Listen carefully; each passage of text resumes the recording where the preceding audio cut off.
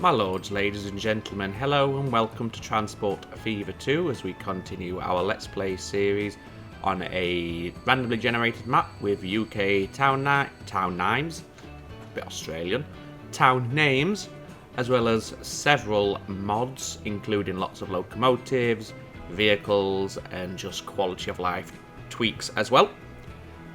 We've started this episode and we're sat outside the steel mill on the outskirts of Ripley, because in the last episode, I think it was the last episode, we set up a road link that was going to help supplement the iron ore deliveries to this steel mill, as it was running a bit short when compared to the coal, and slowing down production of our steel, which is obviously having a knock-on effect downstream to the factories that are calling out for steel, such as our goods factory and the machines factory as well. So let's bring up the UI. You may notice the money has jumped up quite considerably. Let's quickly pause it while I explain why that is. What I've been doing in between episodes, with the date progression pause, so there's been no new unlocks, is I have been checking all the modifications that we made, especially over here in Coventry, where we reworked the public transport system and set up a new central exchange for all the mass transit in Coventry. Now I've made a slight tweak to it and I've replaced the two-way in-out station entrances and exits with a series of one-way in and out station entrance and exits, because our vehicles were getting backlogged around the junctions as they were waiting to get into the exchange to pick up and drop off passengers. And I feel after testing and running the game with the date paused, this is a lot more free-flowing. What I've also done is I've checked various lines off camera, various delivery lines, and where we'd oversaturated the lines due to increased capacity and increased speed of our delivery vehicles, I've gone ahead and sold several of the vehicles to make sure that we don't have a backlog of trucks waiting to pick up new raw materials. An example here is this stone quarry here. See, at one point the vehicles were snaked all the way back this road because there were too many vehicles for this to keep up with demand. So I've got rid of several of them, well, quite a lot of them, and now, yes, the station is full, so we could probably do with adding a few more back on, but it's better than having snake all the way back. And if we just quickly check the brickworks where they are dropping off, we still have just about enough throughput that the brickworks isn't running dry for too long, although as we can see we're just running out, but a vehicle is just arriving. So perhaps, yes, adding a couple more back onto that line wouldn't be a bad idea to make sure this doesn't quite hit zero, but gets maybe down to about single figures as it is now, just as the next vehicle is arriving. But we can check that a little bit later. What I want to do first of all is if we head back to our steel mill, which is just over this mountain here. This way. Haha, I know where I am, there we go. Yes, what I want to do first of all is set up a supplementary iron ore delivery. Because yes, this is just dropped off, so this is not quite... This is actually a bit of bad timing, because every time I've been looking at this has been reading 0, while this has had, as you can see, several thousand in stock. And it's slowing down the production because they're waiting for more iron ore to be delivered to turn into steel. Now, as I said in the last episode, we put a road link in over to an iron ore mine just outside of Boston. And what we're going to do today, the first thing we're going to do today anyway, is put a road delivery network in, so we have some trucks dropping off iron ore like we did with the coal, to ensure we have a pretty even and steady stream of both of the raw materials, so there's no slowdown. So to do that, we're going to need a truck station over here as a pickup point, and we could put him just there, I suppose. He only needs one platform, but we do want him maximum length. Just swap that around to the other side, there we go. Put that there. Quickly name this the Boston Iron Ore Mine, so we know what it is when we're looking in the line overview. And we need a drop-off point at the steel mill Oh, we have some unlocks. A few Great Western Railway trains. And a few coaches. And I believe that's... Yep, that's all. Don't think we're going to need to use those locomotives, which is a shame, but if we can find a non-critical route where we can put them on just so we have them, we shall do so, but we'll check that a little bit later. Now, we already have a drop-off point here. I'm just going to rename this. Steel Mill Drop-Off will do. That is servicing the coal drop-off. So there's no harm in also adding... Oh, don't want to get rid of it. Clicking all the things. Yes, we can use that drop-off point for our new iron ore supplementary delivery as well. Like so. Getting coloured in. Wait till fully loaded, please. And although you can't pick up anything else, I will specify the iron just as a matter of course. And you can have an unlimited wait time. And this is iron ore haulage, Boston to Ripley. There we go. We'll use this vehicle depot here to pick up the cargo trucks. And you can have the Studebaker dump truck, which is there. And I think we'll start off with 14 of them. It's only a supplementary line. Like so. The maintenance does not matter because they don't go anywhere near a city. So we can keep that set to normal. Assign them to the line and away they go. And we'll see if we need any more or any less, just to make sure this has a constant stream of iron ore. Although saying that, it looks like our train seems to have caught up somewhat, but we'll monitor it anyway and we'll see how it progresses. We'll just watch some of our trucks leaving this rural truck station here. You can see Ripley off in the background there, which looks quite pleasant. A few high-rises springing up. Okay. So, what we've also been working on, aside from obviously Coventry's mass transit system, is getting the goods supplied to as many of our cities as we can. The next on the list has to be Gillingham, which is being supplied with fuel, as we can see. Not to the full demand that they require, but it's having some fuel delivered. However, they have no goods being supplied. Now, to get the goods up here, we do have a freight line which runs... Yes, this is a freight line here. However, we don't have a cargo station at Gillingham. But what we do have is one for the fuel, where our fuel delivery line up to Boston Stockton is currently calling to load upon fuel. So we could add a second platform to this and utilise this as a drop-off, because it does reach this truck station here. So we could add a second platform for the goods and have the goods shipped in on a short haul freight route into the city from there. That would probably be one of the easiest solutions, as we have the infrastructure in place. All we would need to do is somewhere on this line is have a branch off so it links into this freight line that bridges over the top of the existing fuel line there. That should be fairly straightforward to accomplish. We do have the passenger line here. However, it is sunken into the ground, so bridging over the top should be quite straightforward and not require too much dancing about and demolishing and relaying of tracks. Just as a test for that, let's get our track tool. We don't want to upgrade. And we'll see if this would provide a bridge.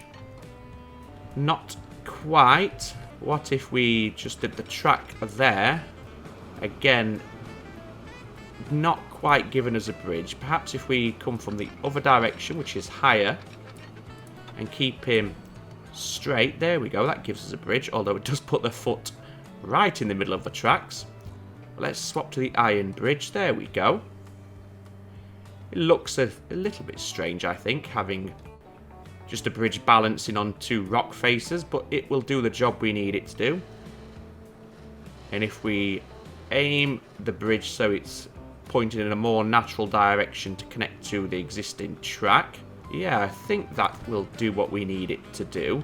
And I think we can work with that in terms of getting the tracks connected into both freight lines that we have. It will be dual tracked, so we'll put the second one in. It still looks okay. Now it's a case of dropping down, because as we can see, he is raised up quite considerably when compared to this freight line here. So this could be a rather... No, I've clicked the wrong node there, clearly. That's better. So this is going to be perhaps a little challenging, actually, to get him to connect in.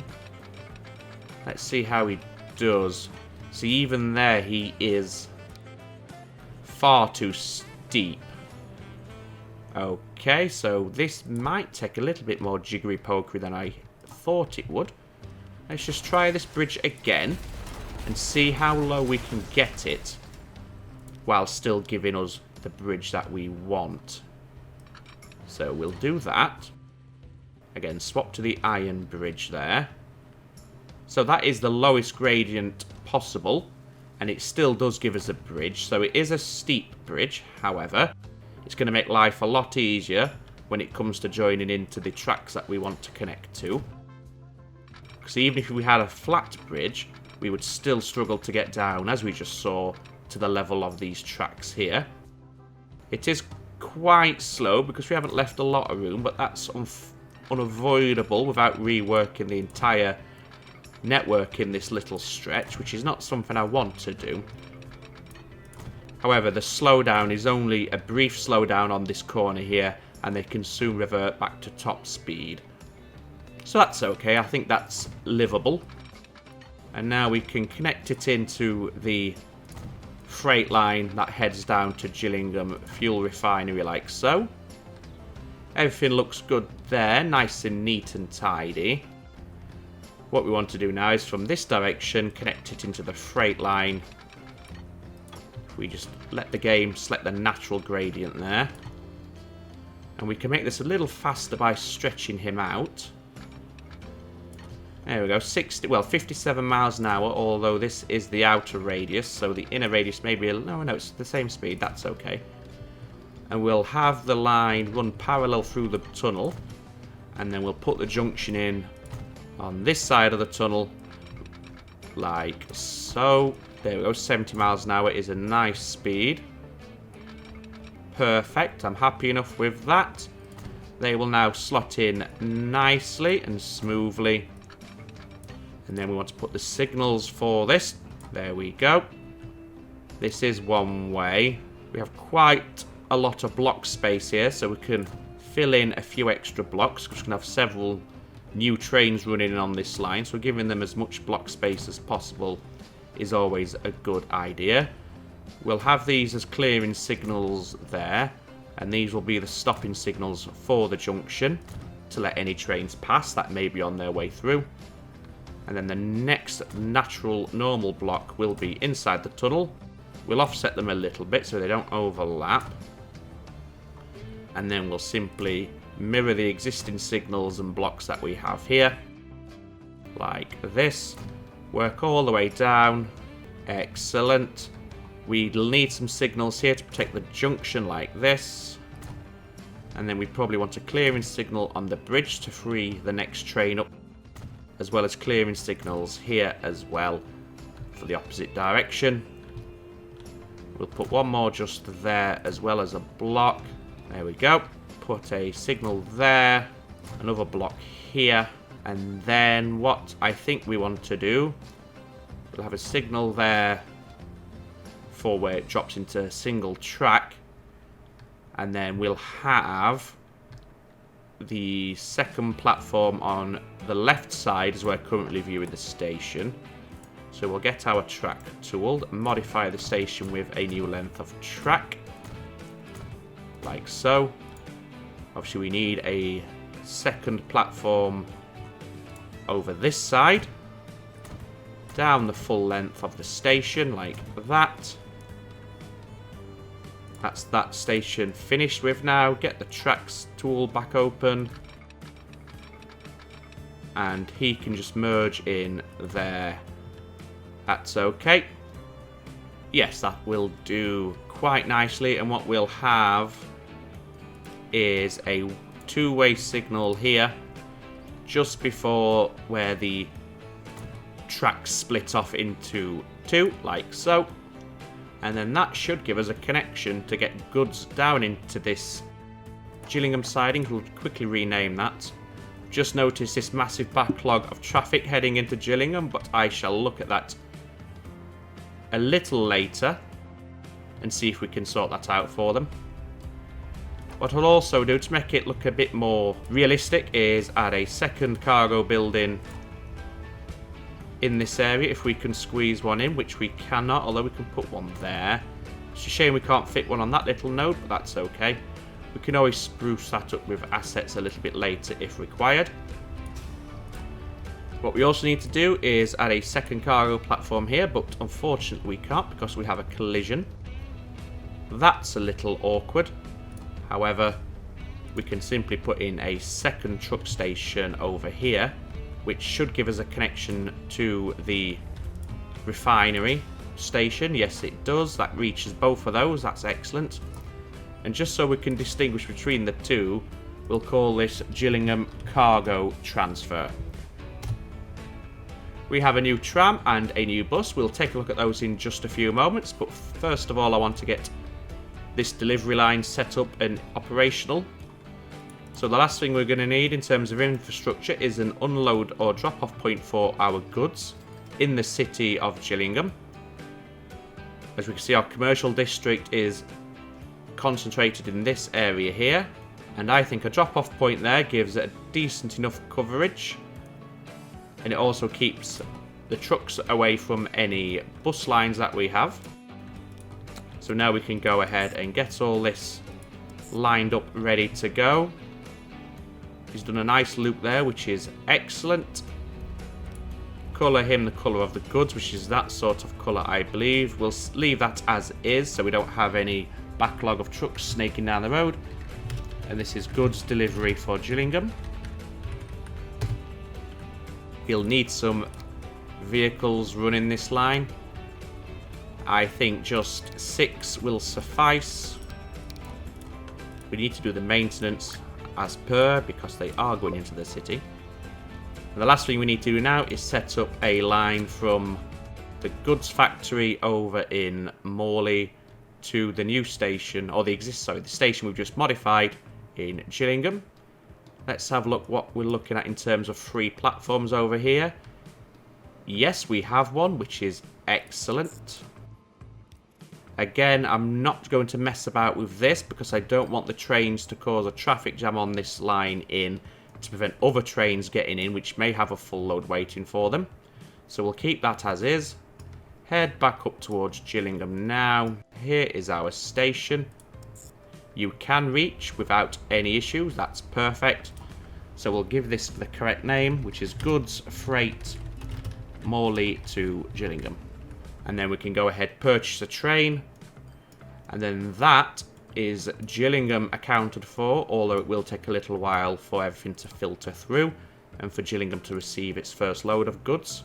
That isn't a problem. Let's see what sort of train you can have operating. That's a very, very weak train, so we don't want to look at that one. The Class L is an option. It is less than $1 million, just about, for maintenance. It is capped out at 50, but that's also our wagon speed, so that isn't an issue. Let's see what we can do with the Class L. Cargo wagons, we need the box cars. And I think a carry capacity of around about 100 with 2 trains should be more than sufficient, and that still gives us excellent speeds. And it'll also keep our train costs down, and we won't have too many wagons, in theory, being towed that are empty and just wasting money. So we'll get 2 of them, give them the colour scheme, and then assign them to the line. And I'll quickly take a moment now to name the trains, so when we mouse over them we know what they are doing. There we go, so our trains have been given the correct names. There's one of our planes just flying past. The map is starting to feel very much alive now with all the different vehicles we have. That's a lovely shot of that plane there, just banking off to the left. Here is our Russian class L train. I believe this is the first one we have in service on our network. Just waiting for clearance from one of our logging trains there. As soon as his back end clears that junction, he should be good to go. Yes, off he goes. Get a little bit close to the tracks there, get a side-on sort of view, and we'll get down to ground level. Like this. The trees are starting to bug me, so I'll get close to the track. And here we go, we're now bypassing the station, so we don't hold up any of our logging or planks trains. And he'll head off on his merry way and start bringing in some goods to Gillingham. That now means Gillingham has been ticked off in terms of goods deliveries, which is perfect. As I said, I noticed we have this huge traffic issue on the road between Gillingham and Bridport. I'm guessing this is all just people travelling between the two cities, opting to use their private vehicle rather than the mainline service. So, to that end, it could be worth having an intercity metro service between Gillingham and Bridport, and that will also provide us a nice opportunity to look at the new trams that we unlocked. Let's just have a look at the two cities. We have an exchange here, but I do believe all platforms are occupied. No, we do have one spare, so the tram could run from that exchange. And then where is our road out? Okay, and it comes down, if it came down this road, straight through the middle, we'll upgrade all these roads to electrified tram lines and have a alternative connection so that this traffic jam that we have on this road, which is stretched all the way back to Bridport, should hopefully be alleviated nicely. So this is all electrified, I believe. Yes, it is. As is this. It is just the roads up here that are not. And I will give them a larger capacity road up here. It's going to remove quite a few buildings, but that's all good in the long run. There we go. And then we can upgrade this to a country road with tram tracks. Like so. And then switch back to... In fact, no, you can have country road all the way out to there. Now we want to switch back to urban roads. However, we still want a large street. And we'll just upgrade these roads here to include electrified tram lines for the metro service, the in-city metro that we're about to put in place. In fact, we'll just do the entire main street here. And what we'll do now is pick a place in Gillingham where we want to put our exchange. I'm thinking if we just delete this road here, we can have it in this large block. I don't think any of our lines... Oh yes, one line does run down there. However, if we demolish that road, he'd simply reroute down here or straight down here. So that's not a problem. So we'll do that. We'll pause... I was too slow pausing it there, as you saw. He tried to build back immediately. There we go. That's cleared a decent space for us. Let's now put in a passenger station in this area. Could we fit a 6-platform one in? Ooh, just about. Just trying to get it so the road isn't sloped like that. There we go. It is curved, which is a little bit annoying, but that's okay. And what I'll do is I'll get rid of... Not that, not the whole thing. If we get rid of the two-way in and out, and we'll go for the entrance and exit one way, like we did in Coventry. So we'll put an exit there. Oh, it's colliding. That is more than frustrating.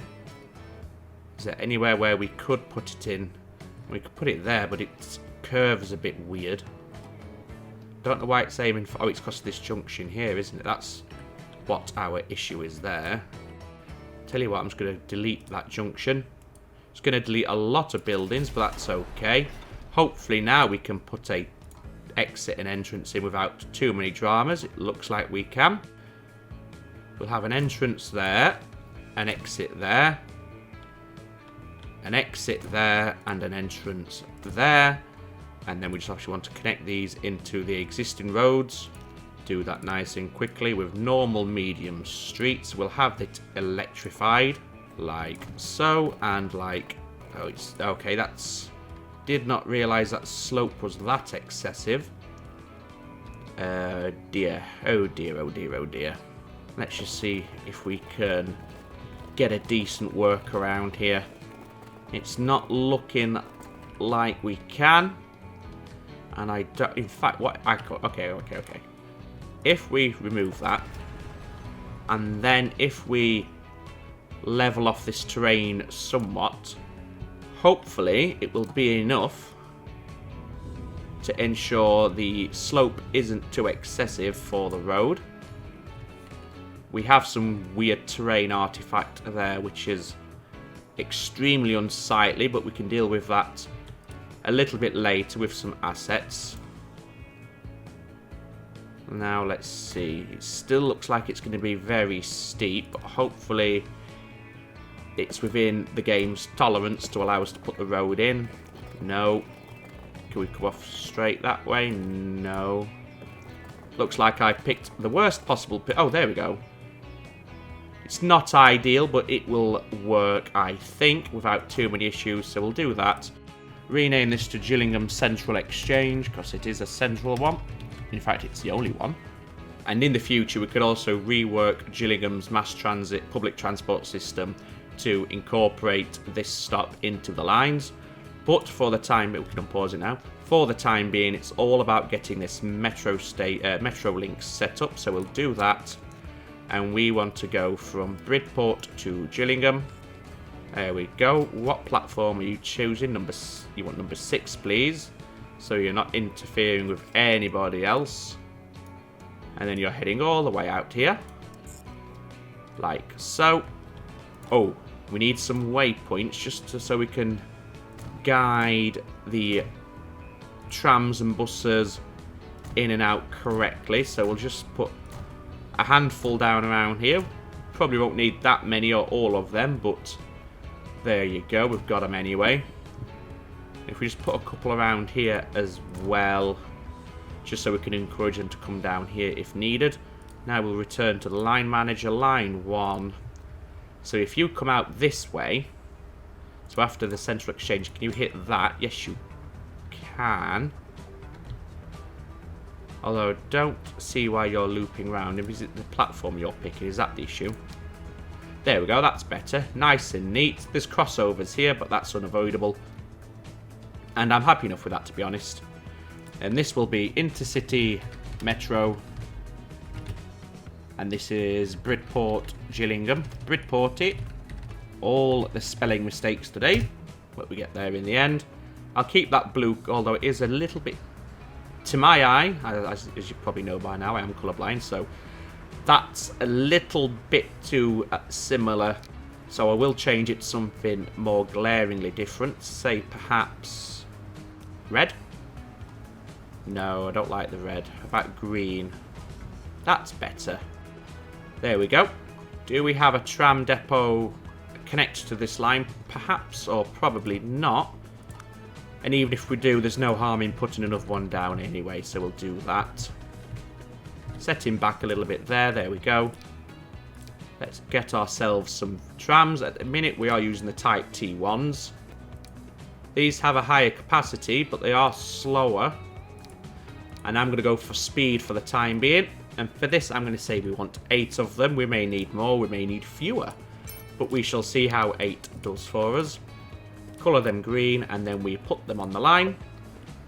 No issues connecting, which is excellent. And hopefully, these trams will take some of these cars off of the road as people opt to use the intercity tram rather than their own private transport. Another option we can do is if we go back to the street tool.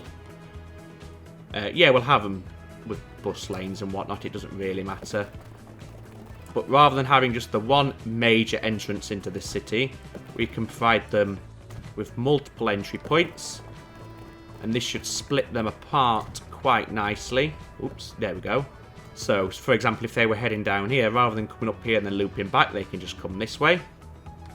And we'll do another connection from here into this road there. Again, just to give them more options when it comes to where they want to take off the road to head into Gillingham. So we'll give that a few moments and see what sort of effect it's going to have for us on our intracity traffic, because as we can see, it's a little bit horrendous at the moment, which is unfortunate. Now, Gillingham, just while we're in the area, its public transport system is shocking compared to the city itself. If we just go down low, we can see we only have the intercity metro we just connected and 2 rather small metro lines. That needs improving. I would say we've got... yeah, we've probably got the... oh, what do we have here? Some quite large looking ships, a rail bus, increased capacity and speed freight wagons, which is crucial, and a few more passenger wagons. Okay, that's a game changer right there. We need to get those on our network as quickly as we can. And Gillingham's public transport system is just going to have to wait for a few moments. I'm sure they can cope. They've coped this far. I'm sure they can wait a little longer. Now, if we first of all look at our tankers and do a comparison with what we've just unlocked. Our current tanker towboats contain 200 and go at 17. The Viola is faster and increased capacity. So let's go ahead and we'll start with our ships, because we don't have many ships. Well, we have a lot of ships, but we don't have many lines. So it'll be nice and quick to swap out our shipping lines. As you see, we only have, what's that, about 10 or so. So we'll do these nice and quickly. So the brick lines, they can be swapped out for the Asalp. I am not sure how you would say that. I guess it's not Axalp. I'll say Asalp. So we'll replace those ones. Excellent. Crude oil, fuel. These are all tankers. Yes. So these can be swapped all together for the Viola. There we go. Food shipping needs the Asalp. Achalp. Yeah, I've got no idea how you would say that. Likewise, you, sir. And lastly, our Quintrell Downs ferry. You are currently using the Klondike. I'm going to go ahead and say you can have the Zurich. Not sure what sort of frequency or rather throughput you currently perform. I don't think you need a ferry that large, but just so we have it on the map, we'll go ahead and put him on anyway. Yeah, 77. The old ferry did suffice. But just to have something new and a modern ship, we'll go ahead and change him out anyway. Loving the deck chairs there out on deck. There we go, he's just coming alongside now. How many people are waiting?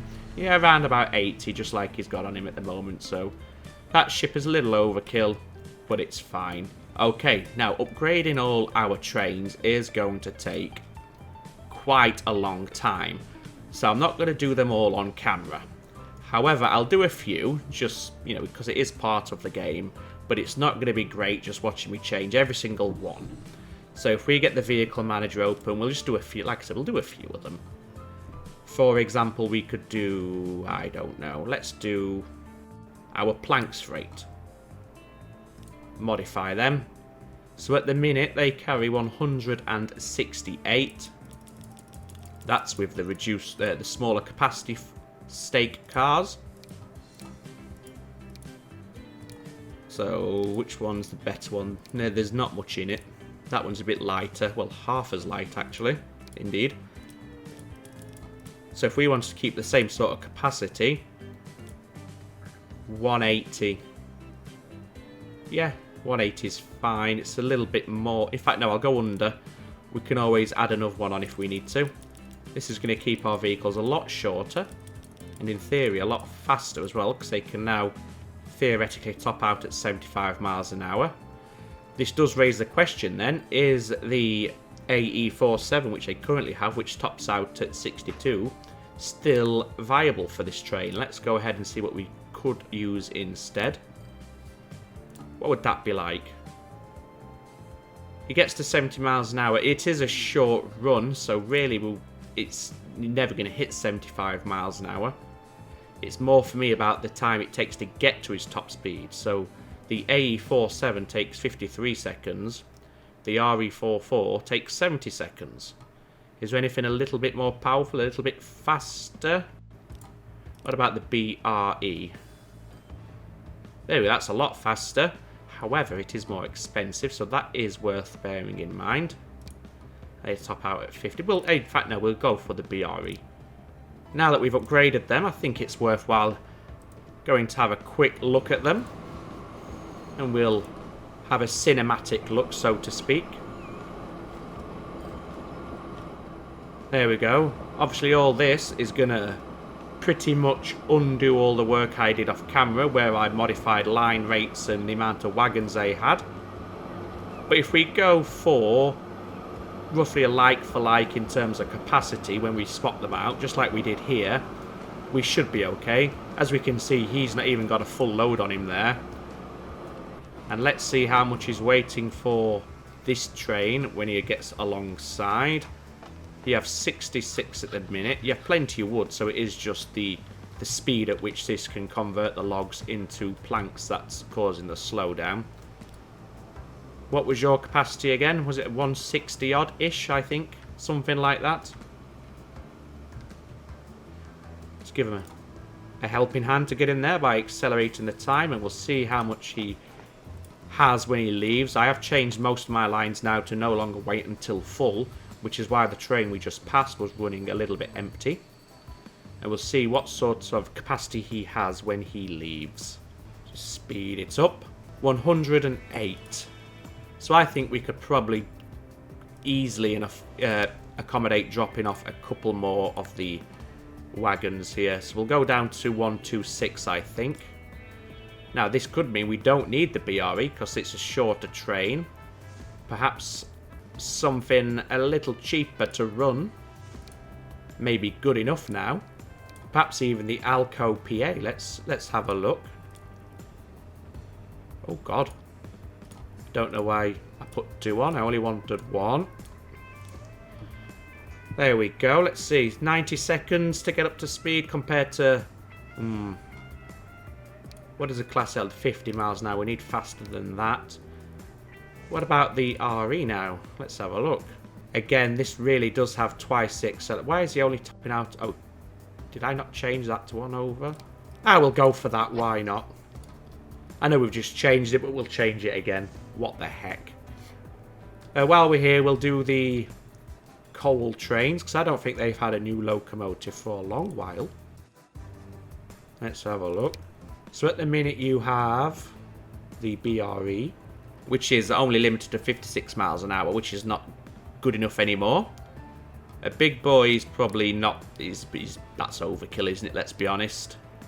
Maybe the Alco on this line, with the new wagons that we have available with the higher speeds. These are gondolas. So at the minute you're pulling 216.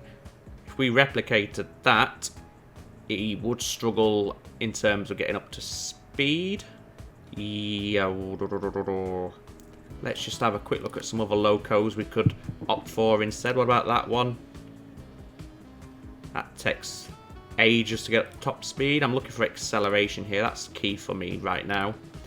Big boy is good enough. Oh, not really, no. And it is too expensive for this line, let's be honest. So what do you... So what was it you had at the minute? The BRE. Let's see what a side-by-side with the new wagons would be. Yeah, we can't have that. The speed is too slow. We're not getting full advantage of the new wagons using that. What about multi-units? 2.2 million. I bet it's really good, but the speed, the cost. I think in fact, we will go for the Alco for this. Just for something a little different. There we go. So we'll copy that train onto the second one as well. So it's the Alco. We want cargo wagons, which were the gondolas, which were those ones. 216. Yes, why not?